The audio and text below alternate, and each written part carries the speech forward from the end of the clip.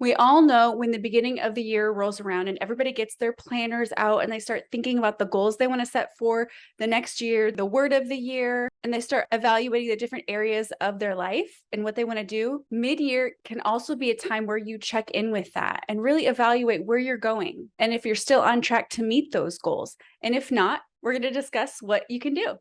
We are going to be discussing all things recharging, refocusing, reevaluating, and getting intentional so that you can finish strong. And this is your mid-year check-in. So the first thing that you're going to want to do, number one, is set the environment. That means grabbing your notebooks and pens or your laptop and your spreadsheets, whatever it is for you that really helps to set the mood and the environment and the vibe and the energy that you want to feel when you're doing this self-evaluation and recharging and refocusing. I have a friend who loves planners. She loves planners so much. And she's got colored markers and stickers and all of the things. She is a planning queen. That is her zone and her world.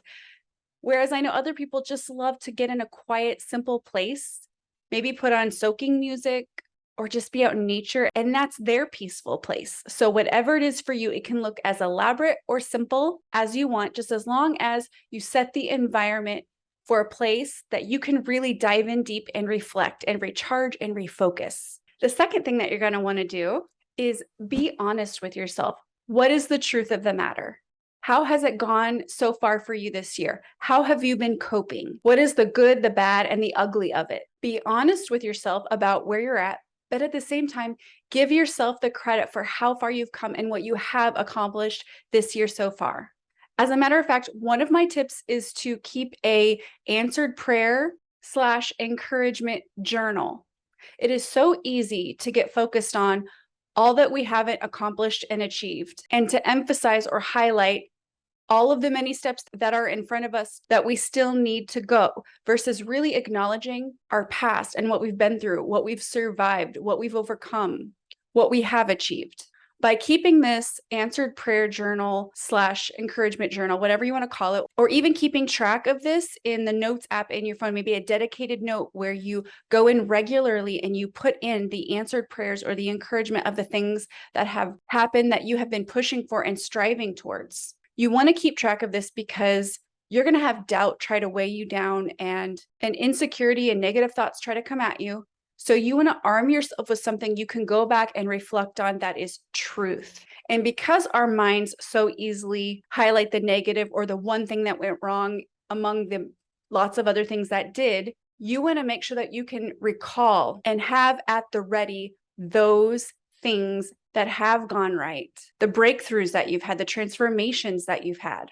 Doing this is going to help you to refocus and build your faith to keep going. I mean, how many times have we prayed for something and we feel like, God, why aren't you answering my prayer? And we get distracted or we forget of all the times that he has, or things that he has worked out in our favor. Maybe it didn't unfold the way that you thought that it would, but in the end, it was all for your good and for your benefit, because that is what his word says. In the end, he was able to use something through that negative experience to teach you or grow you or mature you in some way that was for your good and for your benefit.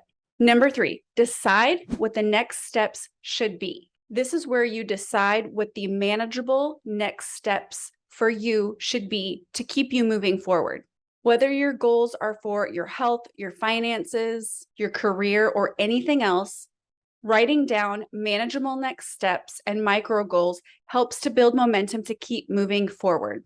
Because as I've mentioned previously, overall, huge, big goals begin to feel overwhelming as we're in the daily grind of working them out. But when we can set micro goals that are achievable and within our reach, accomplishing those micro goals becomes the fuel that keeps us moving forward. This is also where you can revisit those goals and decide if you need to make any pivots, because maybe you had a vision for how the year would go, and then you started to walk it out and you realized, I don't really know if this is the direction I want to go in. This is where you can make a change in direction. And I want to touch on specifically career goals, because this is a passion of mine. If you are in a job that you absolutely hate, setting a goal to pivot into something that you do love or you're more passionate about, or maybe it's a matter of logistics. You need a different job that allows you to spend more time with your family, whatever the case may be. Life is so short So this would be the time to really start making plans about how you can pivot. And maybe for now, you're working a job that you don't love. You can carve out that extra time to start working on the side towards the career that you do want. And by making plans, I mean studying, researching, gaining skills that will help you to be successful in the career that you want to move forward in. It can also be saving money so that you can make that transition easier when it comes. But you're doing something to get yourself into a position to make that leap at some point down the road. Number 4, be super intentional about your relationship with God. Prioritizing this relationship, the one who made you, created you, loves you more than anybody, is going to bring you more peace than any career goal or goal in general ever will. And this doesn't look like a list of things that you have to check off in order for God to give you direction to where you feel like He wants you to go. Rather, it's diving deep with Him through prayer, through His word, through really learning more about who He is, getting to know Him on the heart level. And lastly, number 5, taking action. That means less time scrolling on social media, movies, TV, and more time producing and creating and working on your goals. Look at what you can cut out of your schedule that's wasting your time. This doesn't mean that you can't take time to unwind. We all need to do that. If you've been working for hours on a project, you have to take that time where you step away and you unwind. But if overall you're noticing that you are spending way too much time scrolling or consuming, it's really time to evaluate your time management. Where can you carve out time to invest in going after your goals? I want to leave you with one last bonus tip. I want you to follow those that inspire you and unfollow those that are just leaving you with envy and comparison. And what I mean is sometimes when we're on social media and we're scrolling, we come across people that inspire us. They're doing what we want to do, or they're giving some sort of inspiration and encouragement to us, or teaching us something that's helping us build towards the future. Follow those people. But if who you're following is causing you to just go down that rabbit hole of comparison, it's okay to purge your social media and fill your feed with the accounts that keep you focused in the right direction.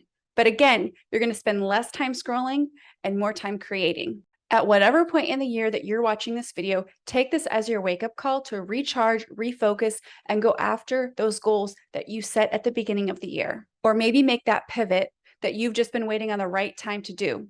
Really evaluate, is that time now? I want to encourage you, if it's going after a goal and a dream, there's things that you can do right now in this moment that involve you working towards that goal. There's things you can do. And last but not least, I want to encourage you that if you are not just done, but more than done with the situation that you find yourself in, I wrote a book titled exactly that, #MoreThanDone. You can find it on Amazon, but I'll also put a link to it in the description.